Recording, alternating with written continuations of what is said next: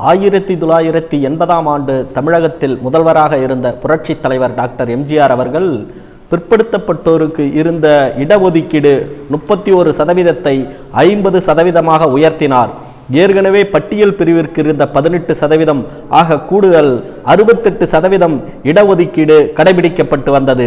1989ஆம் ஆண்டு தமிழக அரசு பிற்படுத்தப்பட்டோருக்கு இருந்த 50% இடஒதுக்கீட்டில் 30% மிகவும் பிற்படுத்தப்பட்டோருக்கு பிரித்து வழங்கியதோடு பட்டியல் பிரிவிற்கு 19% இணைத்து ஆக கூடுதல் 69% இடஒதுக்கீடு தமிழகத்தில் கல்வி வேலைவாய்ப்பில் கடைபிடிக்கப்பட்டு வந்தது.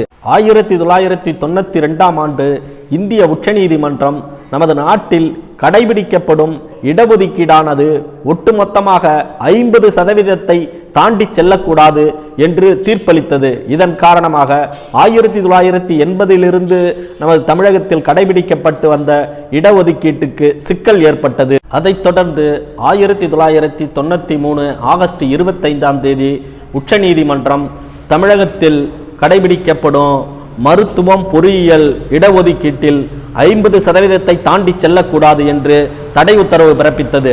அதைத் தொடர்ந்து 1993 நவம்பர் 9ஆம் தேதி புரட்சி தலைவி அம்மா தலைமையிலான அதிமுக அரசு தமிழகத்தில் கடைபிடிக்கப்படும் 69% இடஒதுக்கீட்டை நிரந்தரமாக்கும் பொருட்டு தமிழக சட்டப்பேரவையில் அரசியலமைப்பு சட்டத்தை திருத்த வேண்டும் என்று தீர்மானத்தை நிறைவேற்றியது. அதைத் தொடர்ந்து 1993 டிசம்பர் 30ஆம் தேதி கூடிய தமிழக சட்டப்பேரவை புரட்சி தலைவி அம்மா அவர்கள் தமிழகத்திலே கடைபிடிக்கப்படும் 69% இடஒதுக்கீட்டை நிரந்தரமாக்கும் பொருட்டு தனி சட்டவரவை கொண்டு வந்து மத்திய அரசின் ஒப்புதலுக்கு அனுப்பி வைத்தார்கள்.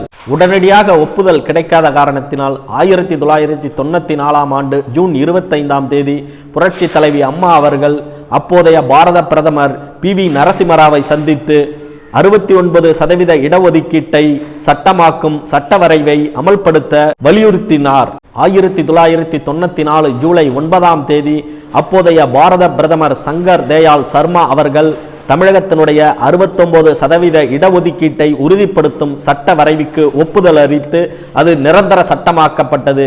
ஆகவே தமிழகத்தில் புரட்சி தலைவர் டாக்டர் எம்ஜிஆர் தலைமையிலான அதிமுக ஆட்சியும் மாண்புமிகு இதய தெய்வம் புரட்சி தலைவி அம்மா தலைமையிலான அதிமுக ஆட்சியும் இடஒதுக்கீட்டில் முன்னோடியாக திகழ்ந்து சட்ட வரைவை நிரந்தரமாக்கி 69% இடஒதுக்கீட்டில் மக்கள் கல்வி வேலை வாய்ப்புகளில் முன்னுரிமை பெறுவதற்கு ஏதுவாக வரலாற்று சிறப்பு மிக்க ஒரு சட்டத்தை உருவாக்கி சமூக நீதியை காத்தது அதிமுக ஆட்சி. உங்க கருத்தை கமெண்ட்